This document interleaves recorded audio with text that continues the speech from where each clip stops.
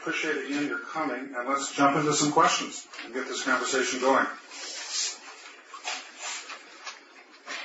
So the first thing I wanted to do, I'd like to kind of divide these questions into three areas, and I'll probably lose control within about 30 seconds. But the goal is to kind of see if we can get some definition. I think if we talk to 10 different people, we'll get 10 different definitions of what coopetition is.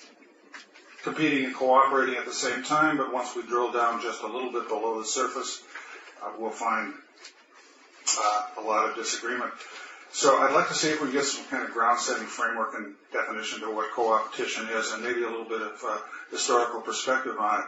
And Michael, if I can start with you, and perhaps you can also add a little bit of how this came about in your historical perspective at Novell. Sure. I'm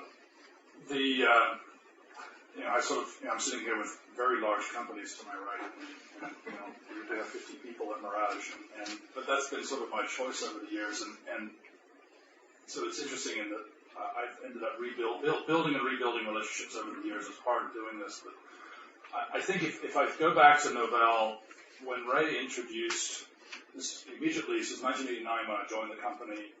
He'd just come out of Chapter 11 Safeguard Scientific, and so it helped him lift out of that and then gone public again for the second time. And it was originally Novell Data Systems, and Ray was the guy that was hired to do that by Safeguard. And they introduced this new version of network called Network 3, and that was the first platform for network computing. So the idea was that you could now run applications on a server. And if you rolled your clocks back that far, it was also the time when things like OS2 and Microsoft MS-DOS, as we had to call it then, were competing aggressively. And so we had Presentation Manager and Windows, and there were a lot of sort of new competitive environments. There were half a dozen database companies like Informix, in addition to Oracle, that were, at least at that time, any one of which could have achieved the scale that Oracle did. And it was sort of the new horizontal world, right? We had just gotten away from mini computers, or we were emerging from mini computers and now building a horizontal world as opposed to a vertically integrated world on top of platforms. And the charter of Ray hired a team of 12 people to do business development, strategic alliances.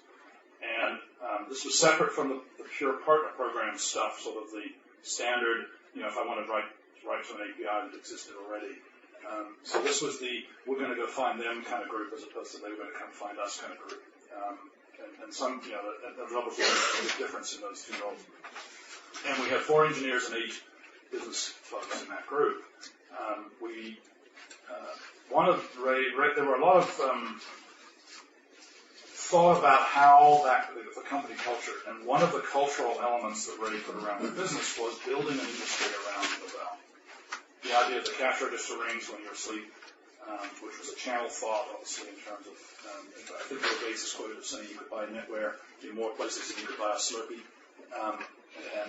which I think was true at one point. There was something like 15,000 resellers, some more than there were 7-Elevens in the world.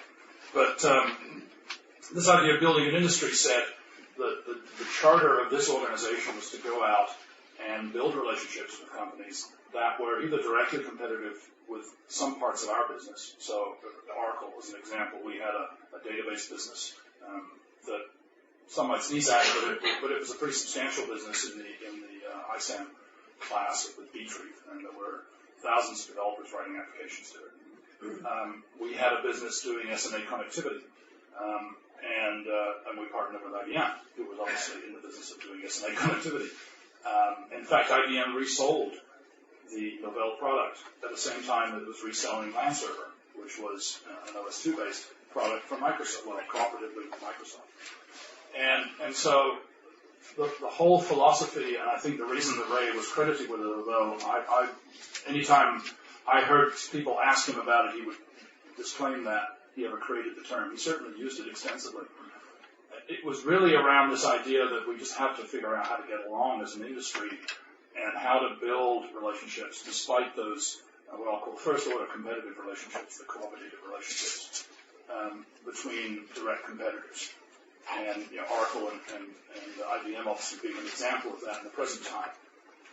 Whether they are visible on day one when the relationship is put together, or as with maybe with identity, where they emerge over time, where all of a sudden somebody buys a company, all of Sun's recent acquisition of MySQL that now puts Sun and Oracle in a competitive posture as well as a collaborative posture. They both need each other desperately. And ultimately it comes down to what does the customer want, right? And I think that was the driving force behind everything we were doing. And so we spent time building relationships with Oracle, and I was co-located with the database business at Novell, so I made a lot of really nice enemies, and about 200 people that were in the same building as me who thought I was the evil incarnate. But the idea that you could go out and build these first order competitive relationships or cooperative relationships was a key part of Ray building an environment around Novell that gave us a larger than life image, that gave us obviously new reasons for people to buy the total solution, and ultimately build a total solution out to the market. But in the process of doing that, we also discovered that there was this thing that I'll call second-order cooperative relationship, which is that not only was I working with my competitor, but I was working with two partners who were themselves competitors. And so I would go to Oracle and say, would you please do a thing that we ultimately called Oracleware, which was ultimately sort of an anti-Microsoft play.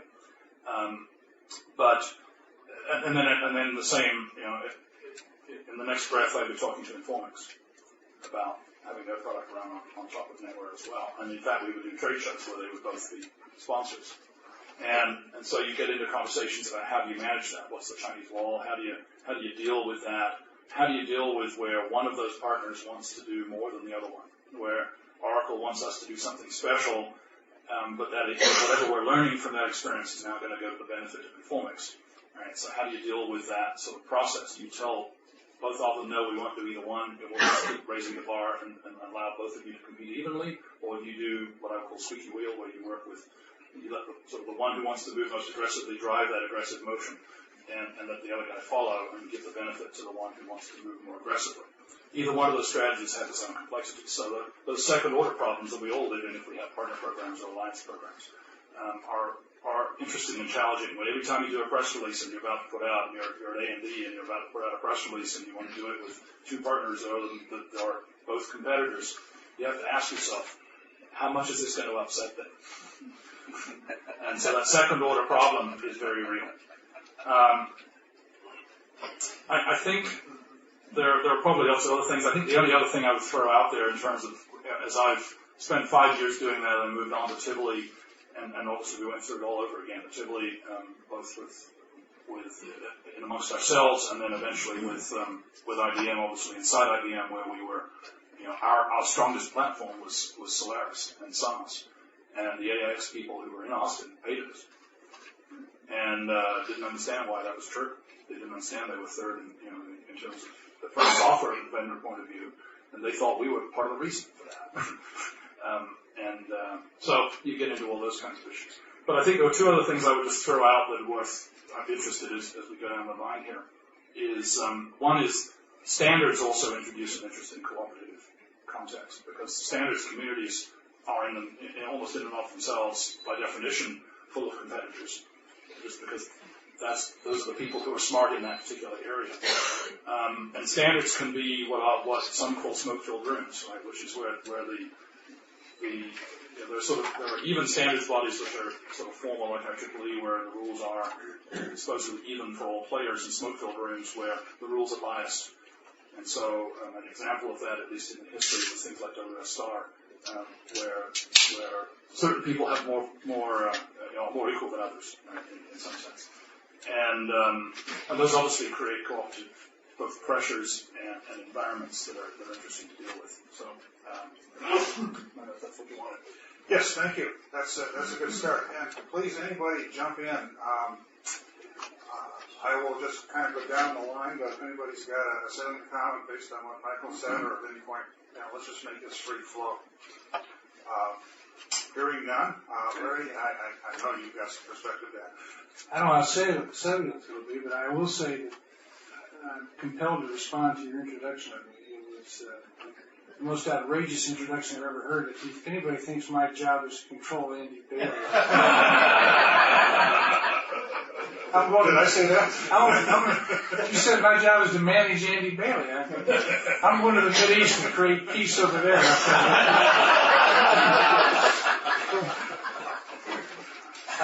This term, coopetition, I got to believe that the relationship between IBM and Oracle is, if it isn't, I can't find a benchmark that's more demonstrative of coopetition, because both companies cast very large shadows over the marketplaces that we operate in, and much of the shadows that we cast overlap each other, and you can historically say that there's a visceral reaction that happens in each company's sales force when you mention the other guy. So coopetition, we jokingly say in IBM, it's how to slow dance and box with the same partner at the same time. I say what it means to us is my responsibility as the relationship owner between the two companies on the IBM side is I have responsibility for all IBM brands, which for us is the systems group that is the platforms. It's the software group and the middleware and the database and that whole portfolio of software, and it is the services.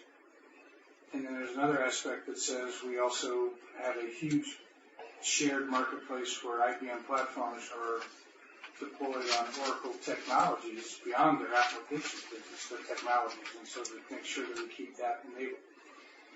So if you want to say what does coopetition mean to us, it means we have a responsibility to our company, and we have, even more importantly, a responsibility to our shared customer set. That if you're looking for kind of the sizing of this, the number is growing through Oracle's acquisitions, but it's there's, which by the way, I don't know what the end game is. We're trying to keep our stock price as high as it can be, so we can't get bought by Larry Ellison. Did pretty good trade. I wasn't going to say that. First of all, I wanted to thank IBM for hosting us, but I also did want to congratulate you guys too on the great earnings today. I was expecting the way the stock ran up after hours, it could be served in champagne when I'm a little disappointed. Yeah.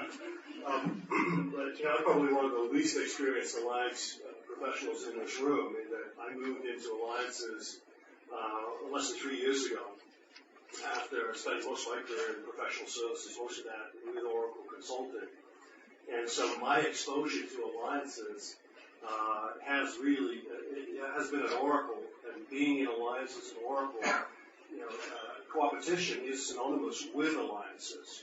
It is just the way we do business, because any company, and most of the companies in this room, if you're a multi-product or with the services, there are people in your ecosystem that you will both partner with and compete with. It's just the nature of the business. And when you get beyond, maybe just beyond 50 people, I don't know. But we just have to operate in that environment. That's exactly what we do with IBM. We just recognize that we compete. But we also recognize just as much that there are areas where we can take a differentiated value proposition to market by partnering and drive both of our revenues higher as a result of that. And over the past 2.5 years, it's been my pleasure working with Larry, and I think we've actually been able to do some things between the two companies, certainly the companies haven't done before. But Larry said he'll explain everything to you this evening. Well, just following his point, I think the obligation that we have to our company first is to maximize, for us, is to maximize IBM's performance around the relationship we have and the ecosystem opportunity that Oracle presents in the marketplace. And I think Andy and his team and what he represents have the same role. So it's, in having said that, we have an obligation to try and create where can we maximize our value, and at the same time we have to contain the dark side of that, which is the competitive side. And so the most important element, and Mike said it earlier when he mentioned customers or clients, the clients are not an interruption to our routine. They're why we exist. And so if you look at the Oracle acquisition stream over the last 2.5 years, they acquired somewhere in the neighborhood of between 15 and 20,000 customers that are using some version of Oracle applications with some component of IBM technology and or services. So those are 20,000 customers who have made very serious decisions somewhere along the line as to whose technology and whose application they're going to implement. And the fact that we are doing what we do through acquisitions and mergers, and that's all important to us and our stockholders and our employees. But that client out there is sitting there saying, you guys got to get this figured out because your decisions impact my ability to progress my business. And so that's where Coopetition gets nailed right on the head is, help protect my investments. Give me the choices I need and want so that I can make informed decisions about whose applications I deploy and whose technologies I deploy on. You guys figure that out, but don't put me in the penalty box as a result of what you're doing. And I think that's what we kind of have to keep reminding ourselves of. Well, I agree. And I think when for the companies that we represent, the footprint is so large that it's hard to, align strategically on a long-term basis with any, one organization and think that'll last, forever because the market does change, acquisitions do happen. And I think in the end, and a lot of us have probably been in this situation where we're really, put a lot of energy into creating, the best joint value prop, and then we take it to market, and then, you take it to a customer who says, well, I want that piece, but I want that other piece from another organization. So it also means, being flexible, because in the end, the customer is going to have the final decision on, what that partnership is, what they run or, how it fits into their business. Thank you. I'd like to take a little more industry-oriented perspective for a minute and get your thoughts on this. Over the last 20 years or so, it seems, and Pete, you've all touched on this in one way or another, it seems that this has become, coopetition has become a more prevalent issue, a more complex issue, and I'm wondering why that is the case. What is it about the industry that's driving us towards more and more alliances with people that we have to worry about competition with? And related to that, in the fields of business development and alliance management, is it driving a change in those professions and how they're managed? I'm sure there's other folks on the panel that answer the question, but I think you stage the question as an issue. And personally, I don't think it is an issue. I think it's just the way that we do business. As long as we recognize that we compete in certain elements of our business, we don't see that, we don't see IBM as an issue. We see opportunity in areas where we don't compete. And it's just a normal mode of operation. And I just think that using the term issue, in my, opinion, really just tarnishes the question a little bit in that I don't see it that way myself. Would you agree with, say, kind of an increased mode of complexity? I think it's a mode of alliance. I mean, it's one of the kinds of alliances that we have. It's the only one that I've ever had exposure to. But and maybe that's because I don't see it as an issue. I think the markets have consolidated. HP bought Compaq, bought Tandem, and so there are fewer organizations competing for the same business. So, where you could have had 10 hardware companies to choose from, now you have some subset of that. And the same thing with the services organizations. There were a lot more, but now as the market changes and work moves offshore, the organizations consolidate. So I think, I agree with Andy. It'd be nice if we didn't have to deal with it, but it is kind of part of the day-to-day. And if we find, I think we all strive to try to find where we can have a win-win partnership. but, be open-minded and flexible for when, there is a conflict, and, you manage that as hopefully more on a one-off basis and not as how you, drive your business or focus your business. That's a very interesting perspective, that it's the consolidation that's driving it rather than the plethora of new companies that are rising up from the bottom that require coupling at various levels to get to competitive positions. I think that's a very interesting perspective. Anybody else? Yeah, I think I'm going to show my age here. If you roll the clock back to the days when Big Blue was Big Blue, and I don't mean Cisco, because today it seems like it means Cisco. I don't know why that is anymore. Maybe that's because I'm in the networking business. But if you go back to that environment, everything was vertically integrated. The only place you could get a database that ran on your 370 or whatever was from IBM. The only way you get an application that ran on that environment for the most part was from IBM.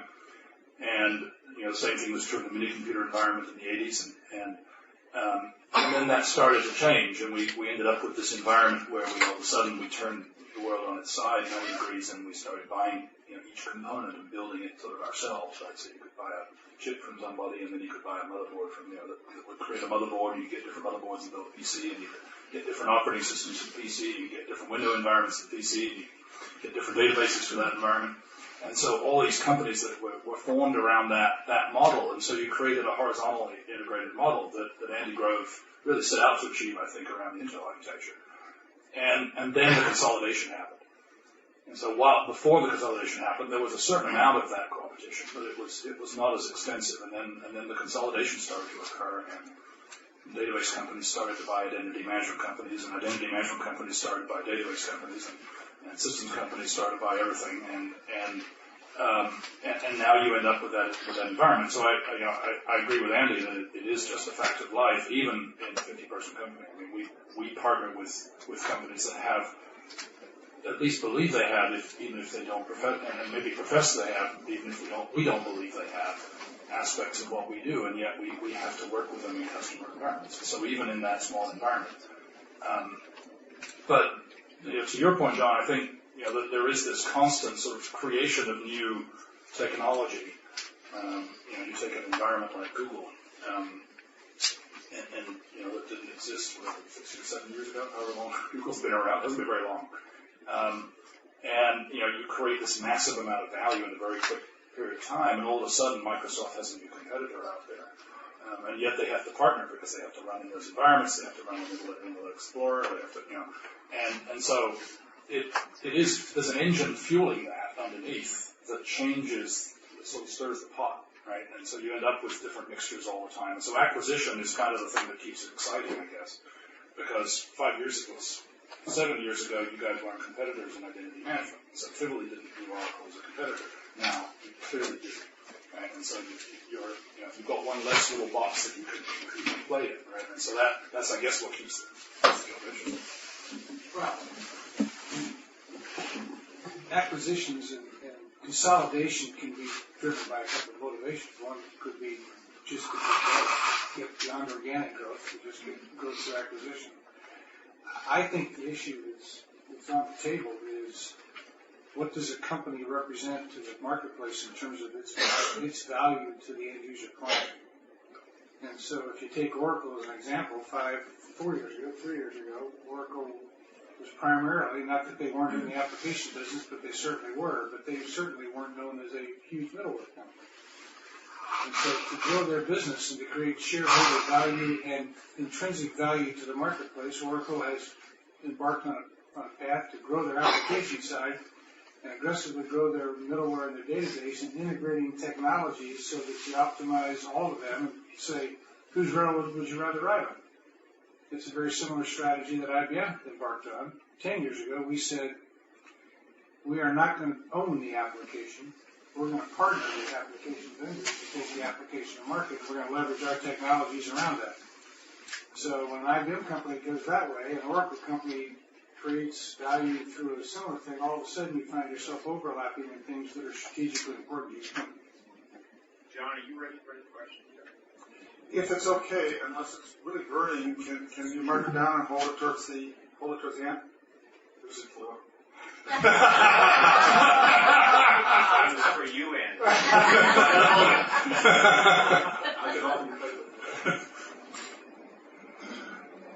A very interesting set of responses. I'm hearing consolidation and emerging technologies and kind of the fluidity within consolidating companies, kind of all creating this kind of new environment. But for perspective as well, I think that IBM and Oracle overlapped in far more businesses, as Larry pointed out, than we did 5 years ago or 3 years ago. But we've never actually had a stronger alliance. And I think just because Other than leadership, what's that?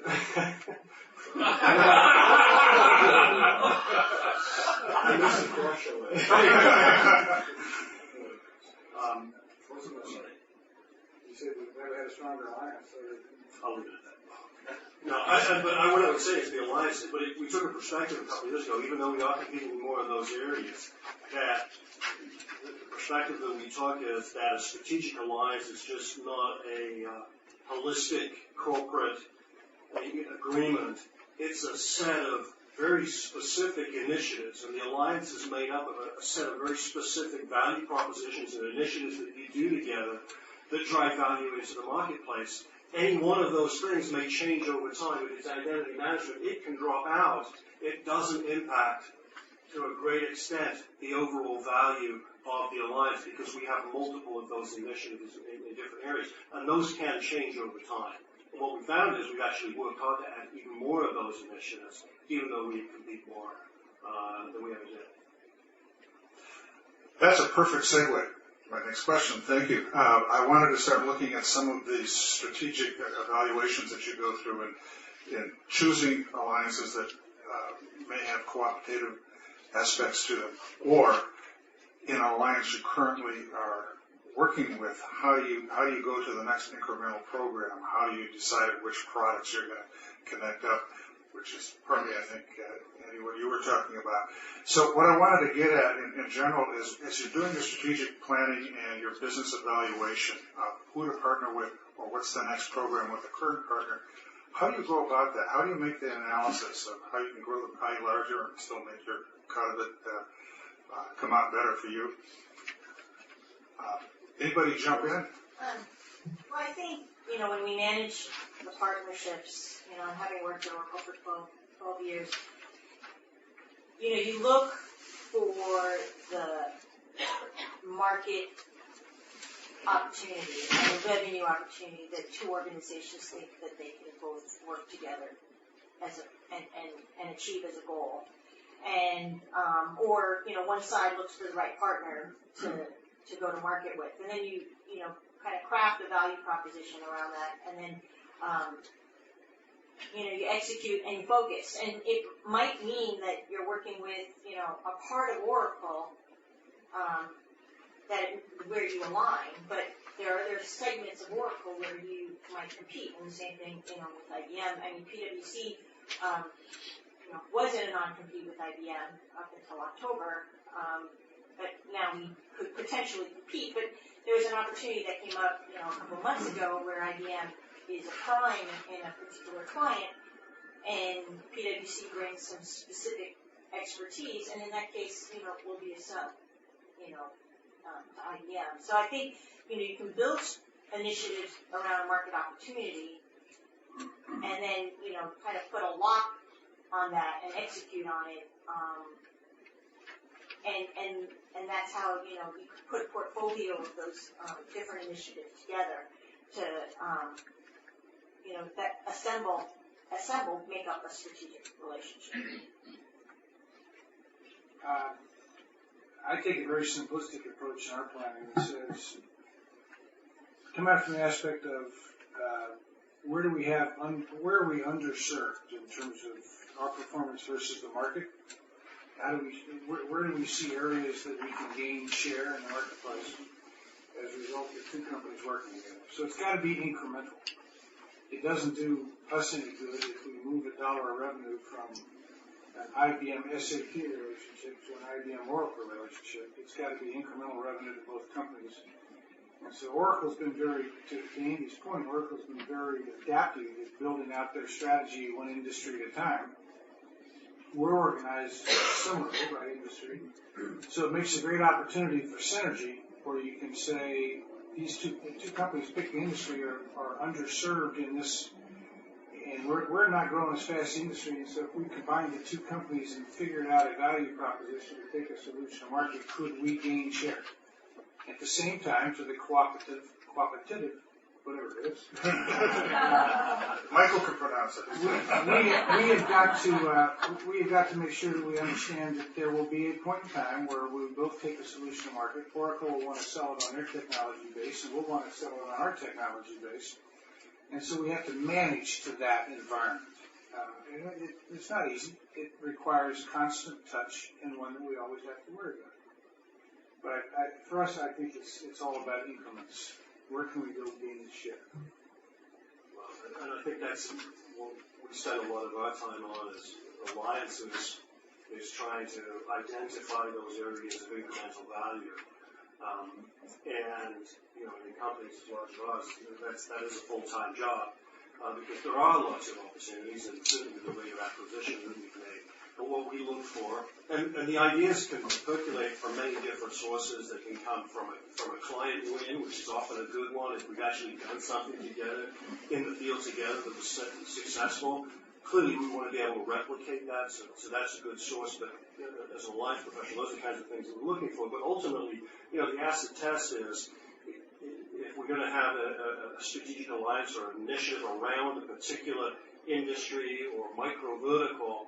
If we go to market together with some assets and some point of view, is 1 + 1 going to equal 2 or is it going to equal 3? And the answer has to be, in the mind of the customer, 1 + 1 = 3 when we actually take that value proposition. And that's what we look for. Is it true that 1 + 1 has to equal 3? Yeah. Still has to be greater than more than 2. More than 2, yeah. What after you subtract out what you may be losing out of some of the competitive aspects of that? Well, you're looking for in order for it to equal 3, there has to be something unique about the value proposition. So it has to be an Oracle product combined with an IBM product, with an IBM service, and it's going to be able to address a particular pain point by industry. And by the definition of being unique, really you actually come together and partner with that partner, take something to market that is really different. And of course what you're trying to do is you're trying to move much further forward in the customer's buying cycle by proactively going out to the customer base and saying, hey, look what we've done together. And, you know, to me, that's the real key here. It's not about just engaging once an RFPs come out and going to the customer and saying, hey, look, we're partners. But, you know, you're lucky it equals 2 at that point. So, I mean, that's what we look for. Our company has consistently been faced with acquisitions setting that scenario. You're 70 or 80% of the way through the go-to-market planning and all the development work and all of the relationship building. And then boom, an acquisition comes in completely. That's why I'm a believer in, you know, if you can't execute, put a plan together and execute within maybe 6 months, forget it. If it takes, and I've lived through this, where, you know, you want to build something, you know, unique and it's going to be special, and you try to get the funding on both sides and the contracts. That's 2 years later, and then, you know, everything kind of fizzles and nobody's bought it, and nobody has revenue to show. So, yeah, it kind of has to, you know, have a lot of momentum behind it for it to be successful, is my experience. No, we're not taking questions.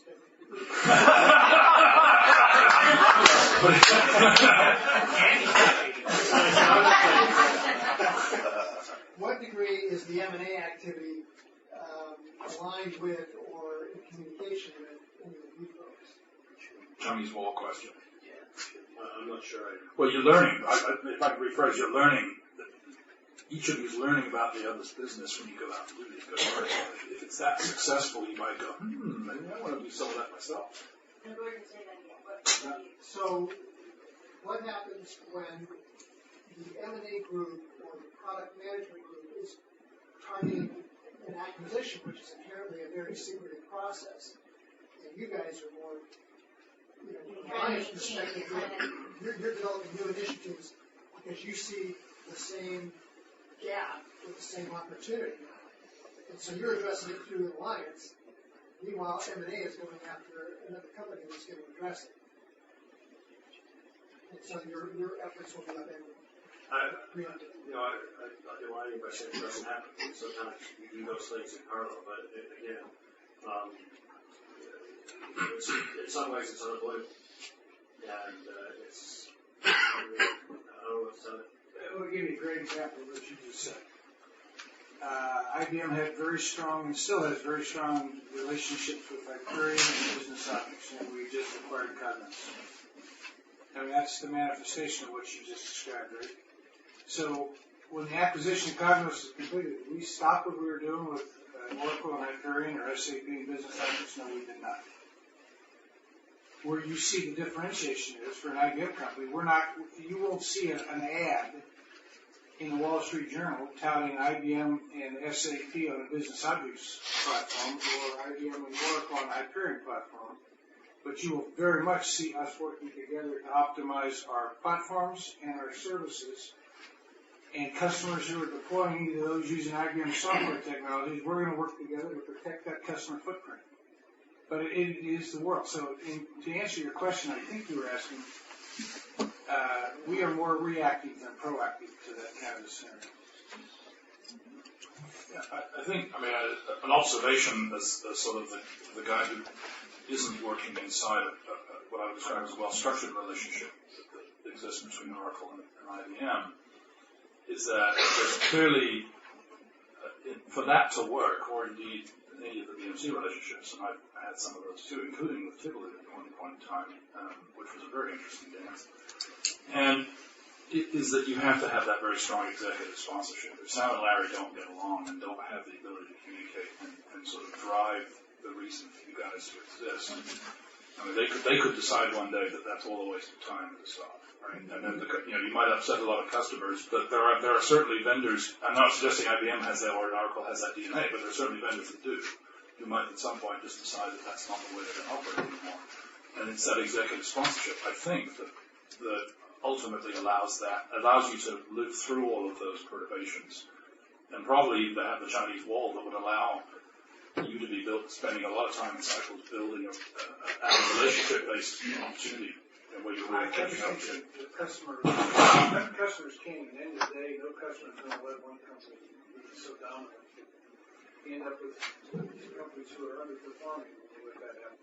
As soon as we say we're going to have a license with somebody, the phone rings. Yeah, right. Yeah. So the customer, I think, that ultimately helps. But it does take a lot of executive sponsorship. I think the challenge as a small vendor, you've got a trust model that you've built, whether it's on a human level between individuals or between the companies or several people within the companies.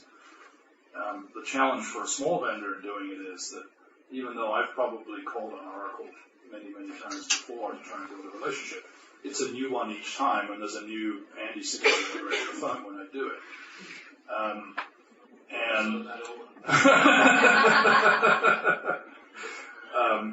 Quite often he seems to have a British accent, but we were talking about that earlier. But you don't have the trust model. So in my case, I have cooperative relationships with sort of companies like McAfee and Symantec, or I'm trying to build them in that they both play in segments of the space that I'm trying to build out for myself. And so not only do you have to go through the things that we talked about there, you have to, first of all, the vendor may not have the DNA that Oracle and IBM have, which is to think through this in a very professional way and do it from the perspective of the customer. There are a lot of vendors out there that don't have, in my experience, don't have that DNA. That don't, if you approach them and you compete with any part of their business, even though it would add value to another part of their business, they don't know how to process that. Well, there may be a human in that company that does, but it's really hard to find them, put it that way. Well, I'm curious how prevalent that is. Is it really, can I be so bold as to say, can we have a poll and I bump into it quite a bit in vendors, and if you're lucky, you find the one person who says, "This is the way, I don't know how to work with you. My partner program doesn't understand the fact that you can operate." But I'd be interested in. Well, I'm in some business. I talk with a lot of companies, and I find it very true, particularly with smaller companies, because many founders and senior executives don't understand the competition model. Companies such as Oracle and IBM is exactly why. It's built into how you manage alliances and what you do in a day-to-day business. And when you be probably the third few lines, but there isn't any overlap in some aspect. And for a lot of smaller companies, it's problematic, not because the alliance managers don't understand, but their managers don't. And yet, I'm also the consultant business. I agree with you. It's scaling. Smaller businesses can't do that because they need the revenue. And then it's also almost by types of institutions, because I also consult to the Department of Defense and the Marine Corps, as well as to state governments. And they're so split into separate units, they're actually internally incented to not integrate their systems. In terms of the SI world, they're incented to not integrate, and they actually incent their vendors to not integrate, and they incent their vendors to try to do a single SI winner. So it's by scale, and it's also by type of institution, whether the institution can really act like an institution or not.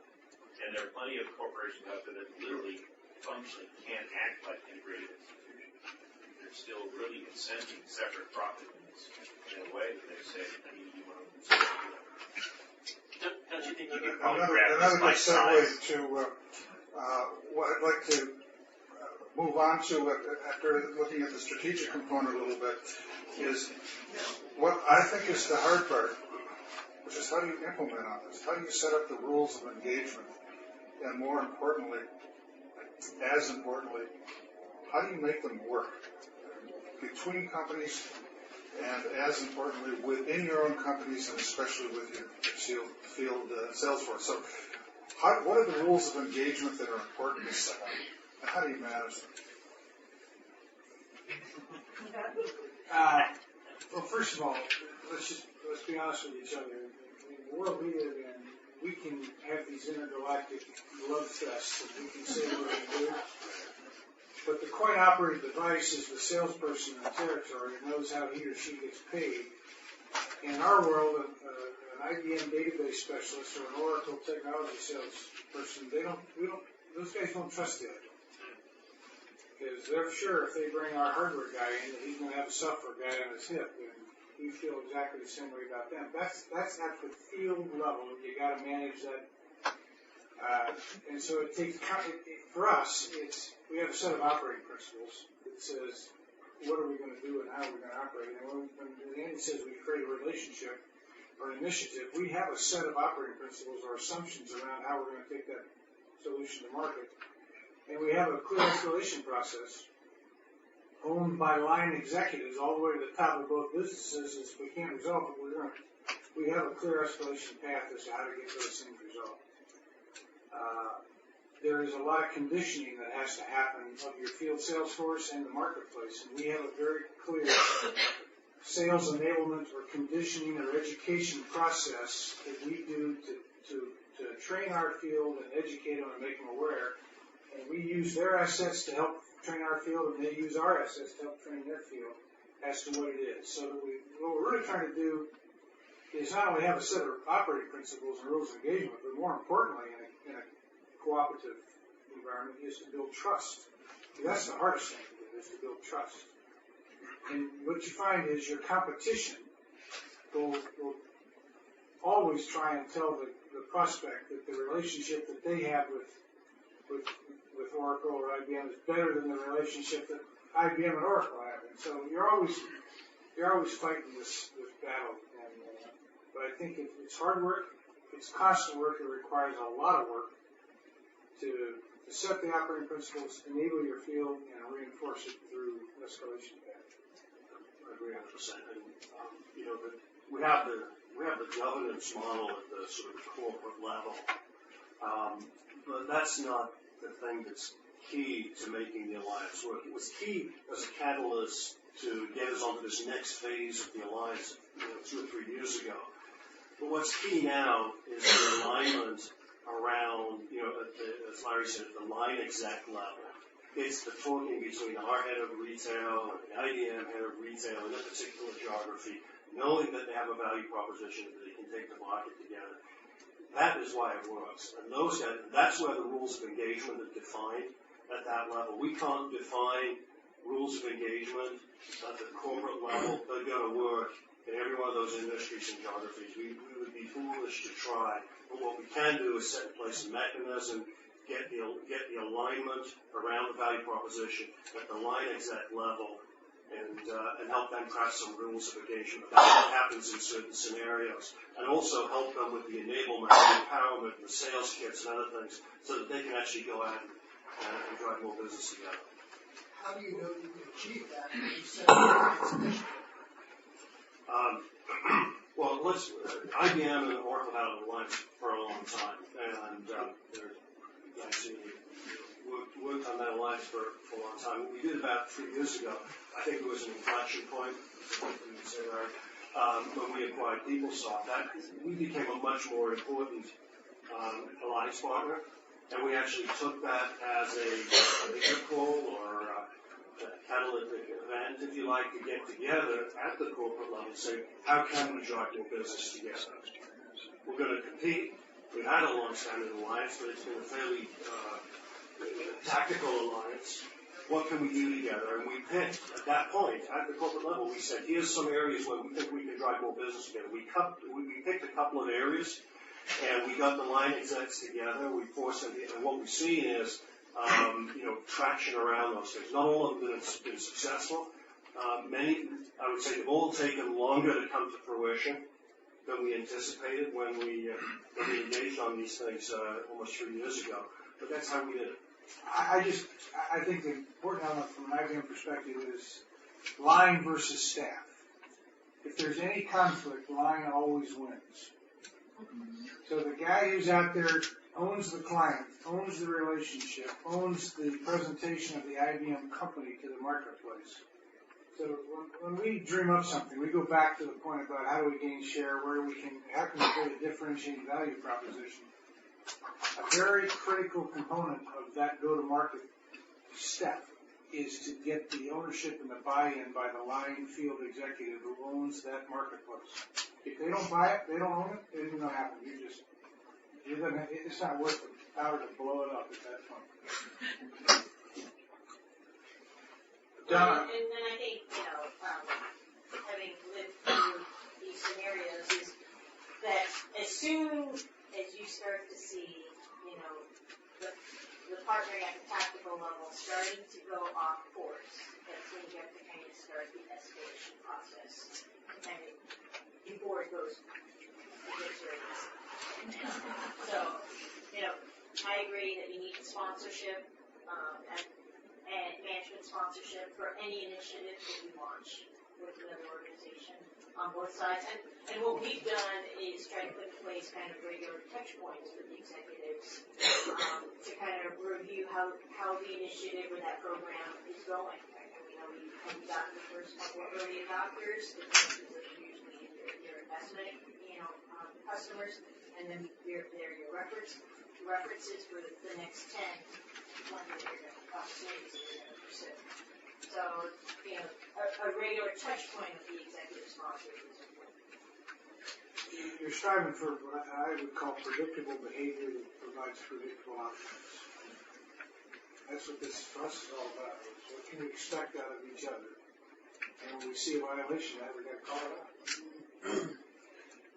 Don, I'm particularly interested in how SIs deal with situations in which you're going, this is not unique to SIs, but I think it's a particularly interesting problem when you're going out into the field and you have more than one vendor that you have alliances with that are going to the same customer. Right. Well, I think,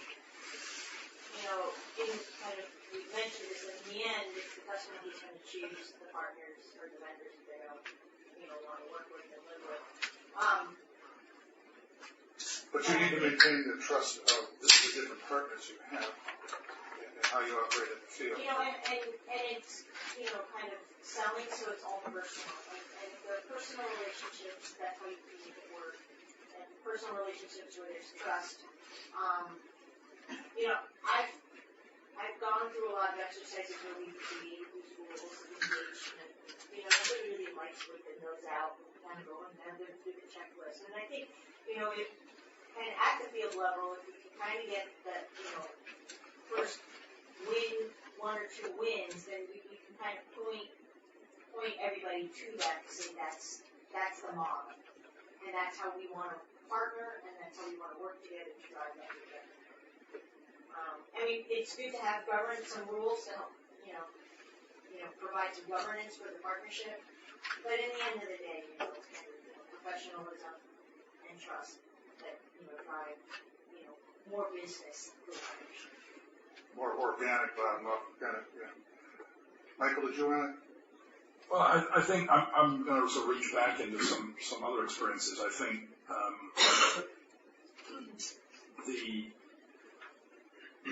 the field driven, you know, for a long time, and this doesn't matter whether it's competition or not, but from my point of view, it doesn't matter what BD people or alliance managers, whatever name you attach, dream up. If the field doesn't see any value in it, you're wasting time.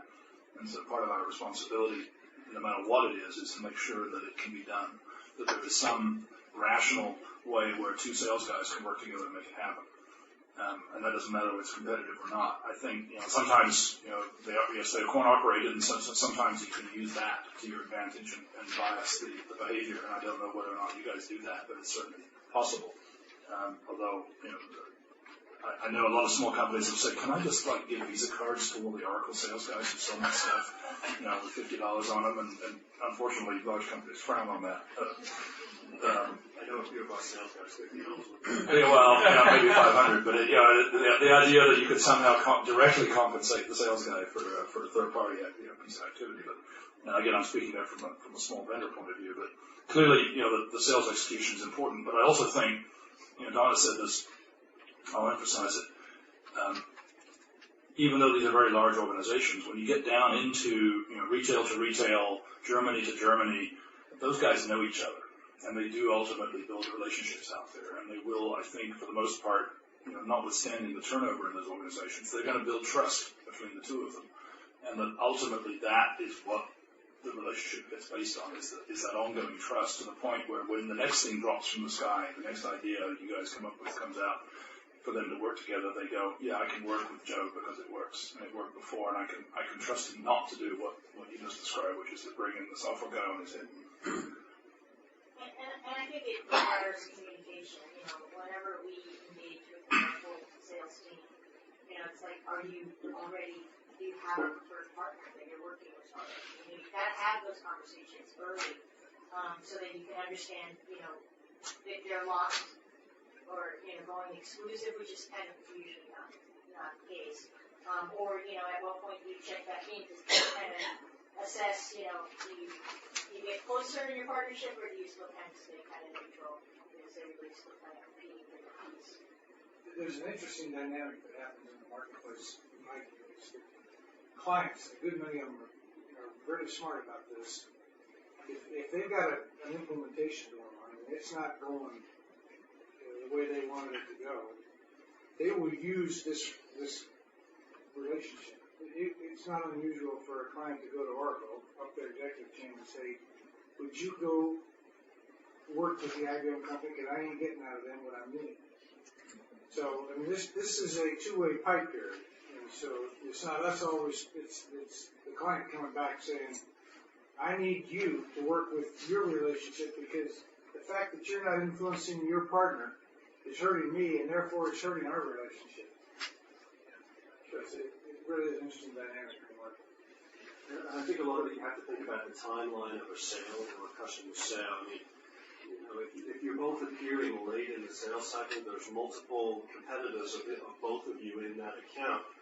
And if that's the only time you meet, you really don't have an alliance. You may have a teaming agreement. You really don't have a strategic alliance together. So if you think about the sales cycle, if you really want to be driving new revenue together, you've got to be thinking, how do we get further forward in a customer's buying cycle. And the only way that you can do that is actually by, identifying the things that bring unique value of the two of you working together and going to market around those and having the sales kit. So you're not just leaving it to those two retail guys in Germany to have trust, which is very important, but you're actually equipping them to more proactively go out together and drive new business because they have something interesting to tell the customer.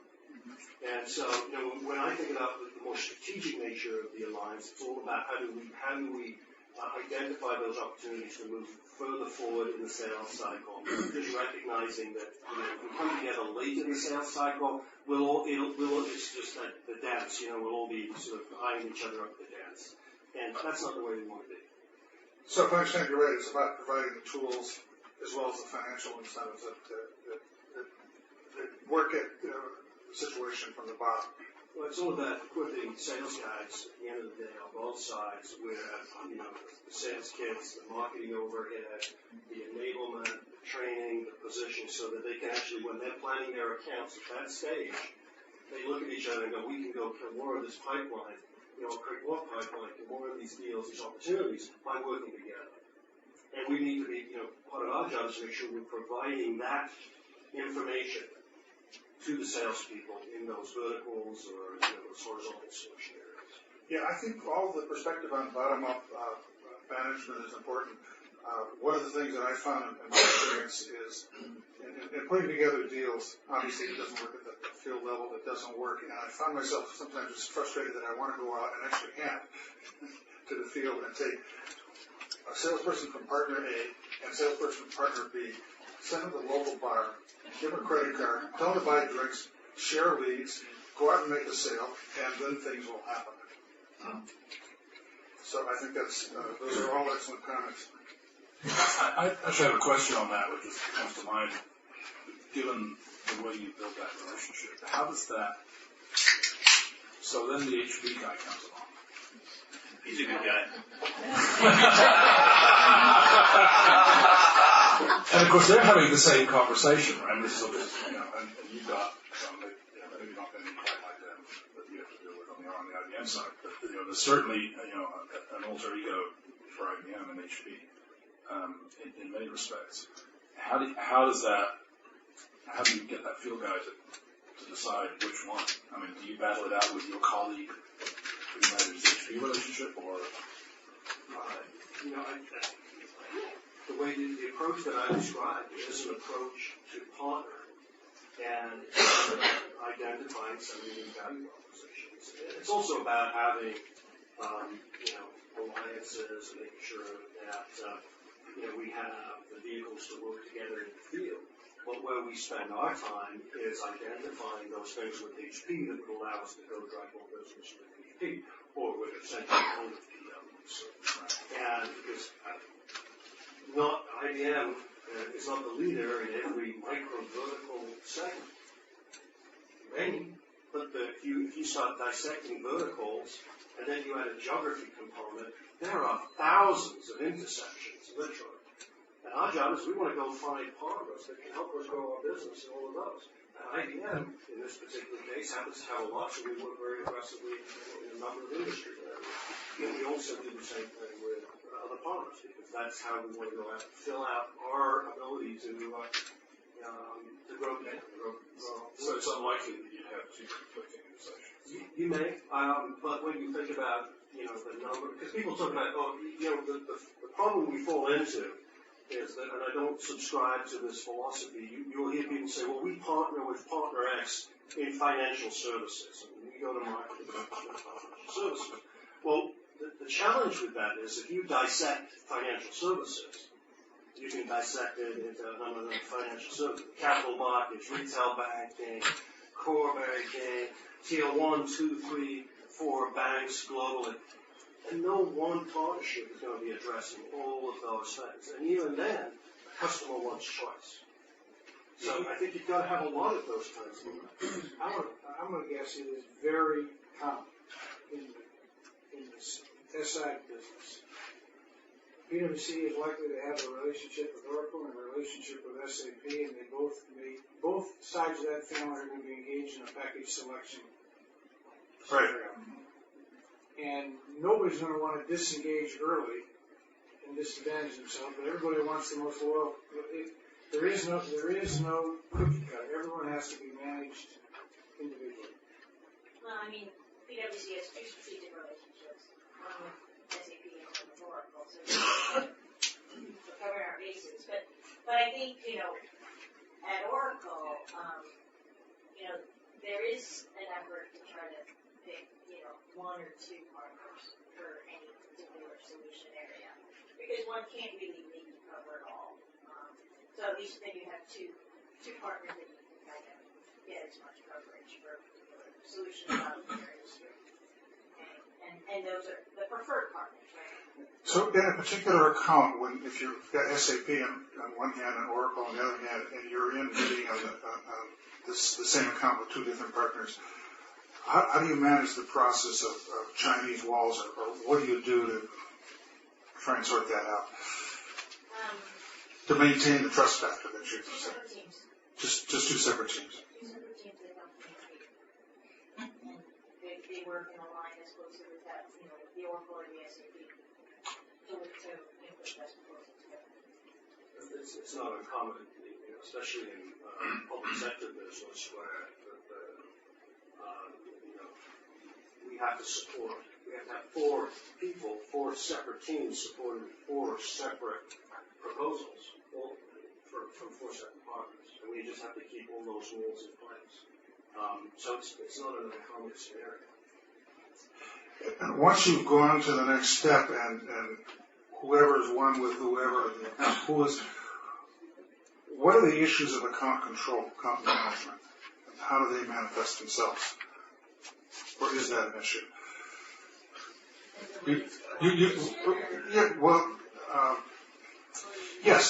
Where you've gone into a situation where you've got competitive pieces to your business, but you put together a solution for a customer. Long term, there may be ways that you may want to direct them that are more to your advantage as opposed to your partner that may want to, in managing the account, move them in another direction. Michael, I see you nodding your head. Well, yeah, I think it has to happen, right? It's sort of the corollary to the software guy on the hip, which is he's not right on the hip, he's 6 months behind. And so you go in collaboratively on a particular initiative, retail in Germany, and put something together, and then 6 months later, you have the opportunity to sell it in management for that customer. So now you have a direct competitive relationship in there. How does the account control that initial win? And maybe it is just managed separately at that point, but it runs a lead. Welcome to the escalations. Yeah, right. I was simply paraphrasing the question, but it happens. The reality is, I don't think any of us on this table represent companies who are going to advocate what they think is their rightful position in that account. Right.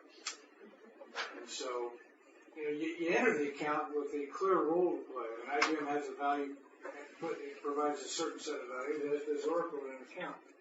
Over time, those values may get conflicted as the two companies evolve and build up the solution, but you just have to manage it. Both companies are going to maintain and aggressively try and maintain what they think is the control of that client as it relates to that individual company's value proposition and not advocate. Pure and simple. I think we have to get the customer better in those cases. That's exactly right. Customer provides adult leadership a lot. At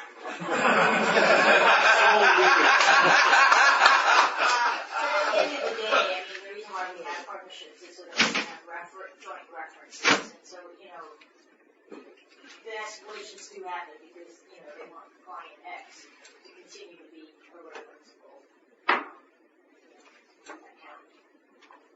But it doesn't do anything for the strategic level of the partnership. And if anybody in the field hears about it, they tell two friends, then we can't do something any more business. Okay, I think we have some great questions coming from the audience, and I see an eager audience, so let's start taking some Q&A. So what kind of escalations go all the way to the top? To Larry and, let's see. I'll give you, without getting specific in terms of accounts. Right. Generally, it is when a client raises his hand or her hand and says, I'm in trouble because partner B is not giving me what I expected out of this relationship. And the field has tried to work in concert with who they think is their counterpart, and you're not getting the reaction or the response. And you get to a certain size client, and they have a very senior person in both companies who has that relationship that transcends the field relationship with it. And generally, that person's going to get a phone call from a customer that says, I'm in trouble, and it's in trouble because of things that either you're not providing or your partner's not providing, and I'm unable to get help, so would you go provide some leverage with your partnership? I'd also give you a perspective. I mean, we get a lot of mistaken escalations. And the reason I say that is that in the areas where we're working together, so if we've got an initiative, like I said, a strategic alliance is made up of 7 initiatives that come and go over time to work in those. The only way those work is there's field alignments at the executive level. Most of the escalations where you're working together can be resolved with the line executives. They're senior enough people in the organization. They know how to manage those things because, that's part of the reason they're in their job. Where we get these mistaken escalations is a rep in an industry where we really don't have an initiative will raise an escalation, say, hey, I thought we had a strategic relationship with IBM and they're pushing SAP in this particular account of mine. I want Larry to call Sam, And those are kind of, we're really, and that's why it's mistakes, right? Because, So what happens is Andy calls Larry. and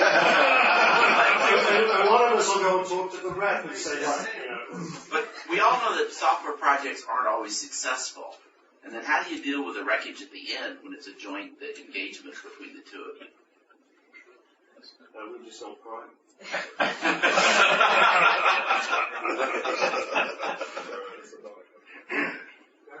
don't want to do that stuff. Well, I mean, then you just kind of have to kind of dissect it and, figure out how you move forward. Somebody committed on the other side of the partnership.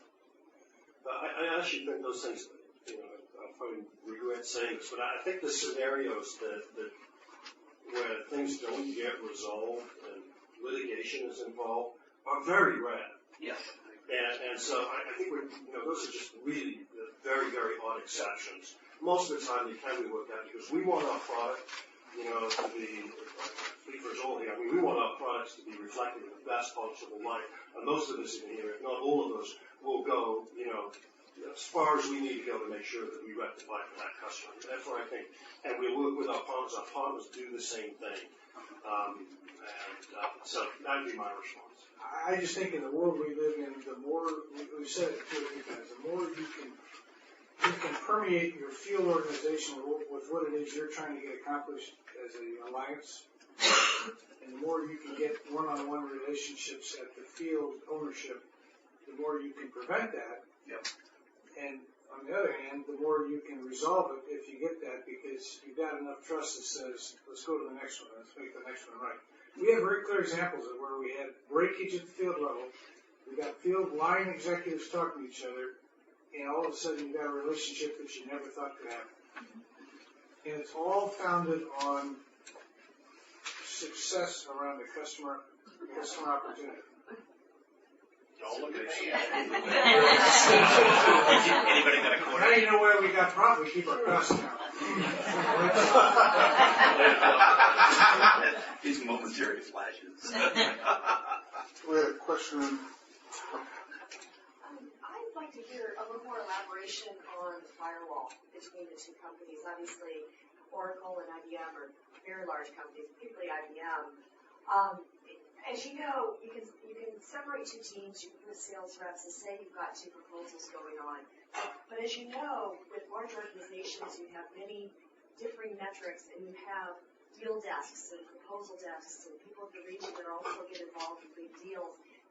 How does the firewall work when you start getting up to the proposal desks and to where you may have a general manager of a country that really wants to sell more IBM, for example, but wants to work the deal with Oracle, how does it work at that level when you're getting into these mid-tier products out in the field? I'll just answer for us. Let's just stick with the same scenario. Oracle and SAP. As a services arm, we have two very large, very mature, very deep benched teams supporting our relationship with Oracle is measured in thousands and thousands of people, and SAP similarly. So we don't share assets in that kind of So do you have separate deal desks? Yep, all the way to the top, and all the way to the bottom, wherever you want to start at. Not to mention, I mean, look, there are scenarios where you've got a relationship in the field and the customer, Oracle would like us to declare them as their partner. We would like Oracle to declare. At the end of the day, the client wants to hear from both of you. The client, he or she wants a choice. So there's no easy solution, but in our world, firewall is pretty simple because we've made huge investments in the practices around these two relationships. Another question?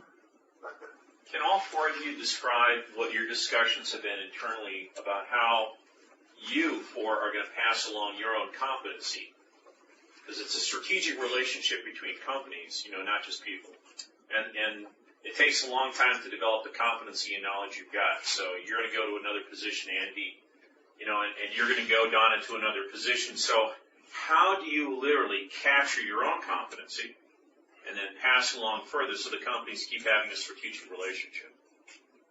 People make a difference. Well, it's sort of the odd one out in that environment. But you have a tremendous amount of experience at this. So No, but odd one out in the sense that I'm not surrounded by other people that look like me. Do the work. That may be really hard, but do what I do for a living. One level, it's in a small company. I don't know if it's 50 or 500. You are at a senior level. Your commitment obviously is to the CEO in my case, right? And it's that.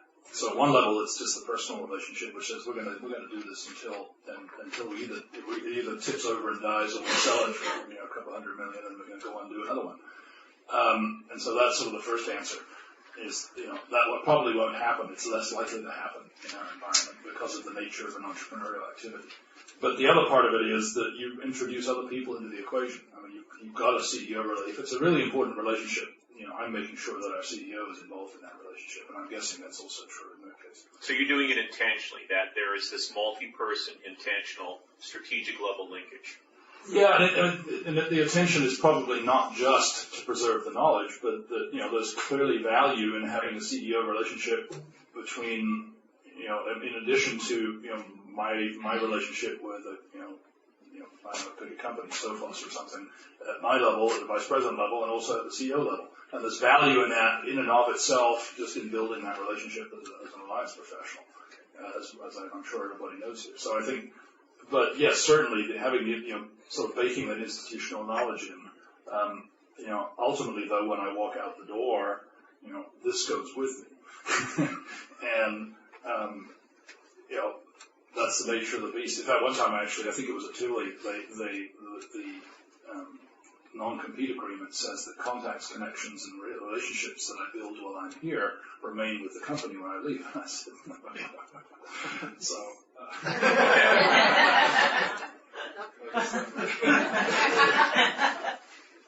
From an IBM standpoint, this is where I think we're that. We're just keeping his life's time out.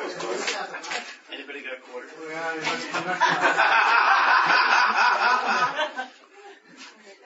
from an IBM standpoint, this is one area where size is a benefit. Size is not always a benefit, right?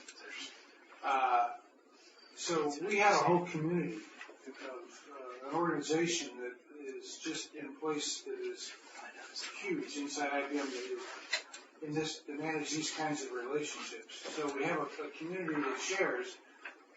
More than that, we have when somebody in a leadership position moves on, we generally are trying to be very careful that we'll have a significant amount of turnover time. We try and avoid a push-pull scenario. So there'll be turnover where you try and transfer as much of your knowledge and experience in your relationships to the person who's succeeding you.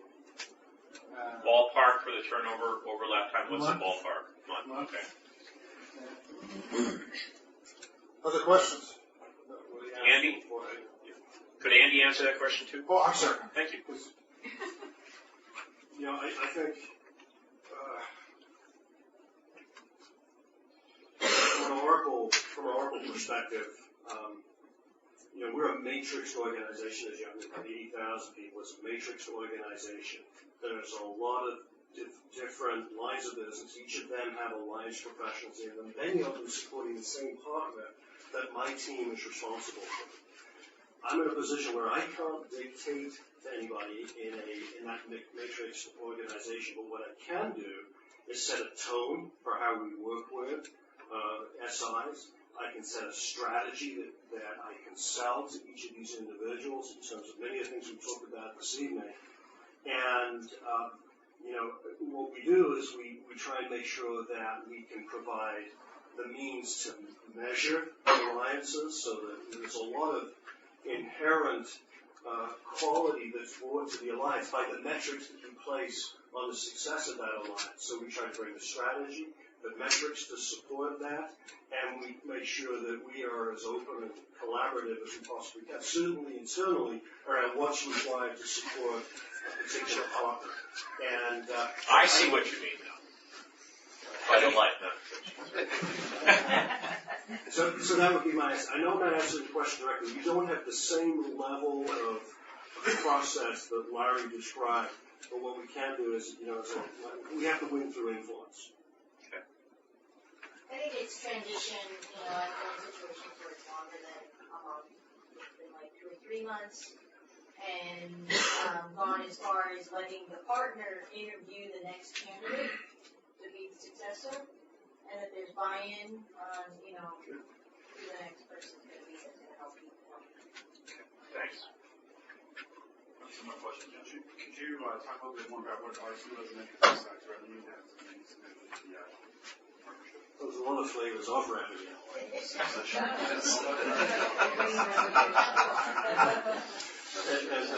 And Mark joking most of it because we do put a lot of time into different dollars for revenue. But what we do is make sure that we both understand each other's metrics for success. And there are metrics in there that aren't revenue-based, but the main ones outside of revenue are really around solutions, around the initiatives, how many solutions, you know, are we going to bring to market, you know, setting some targets around those things. And then also enablement is a big one, right? And that's what's important to both of us. So, you know, a lot of enablement metrics as well. So those are the main categories, revenue, different sorts of revenue, you know, solutions and initiatives, and then enablement. What would enablement metrics look like? Number of people trained, certified, assessed, you know, those kinds of things. And a lot of it's online today, so it's actually a lot easier to do. I mean, we provide a lot of online training, but there's also things that we might do specifically around an initiative where we want to go and target a number of salespeople on each side. So those kinds of things. Got time for one more question. Norma? I have a question on the metrics aspect because actually we just did a compensation study where we went into a lot of the metrics now. Managers are focused on that. But to what extent, you said you were aware of each other's metrics, to what extent are your teams actually goal and measured on partners all reaching metrics and not just specifically on your company doing your number, but also your partners getting, you know, the breakthrough numbers and the leverage their numbers too? At the alliance level, let me go back one page. When we talk about joint initiatives and solutions in the marketplace, how I measure and pay the business development people on my team is you can have the subjective, are we making progress against the timelines and the actions, but the objective measurements are revenue-based, they're pipeline-based, in terms of opportunity pipeline, and they are reference account-based. Do we have we close deals and can we reference them? We have a measure of success between our two companies. So the services guys and my team are measured on how much of the Oracle's application software license revenue have we influenced. They're not paid on it, but they're measured on it.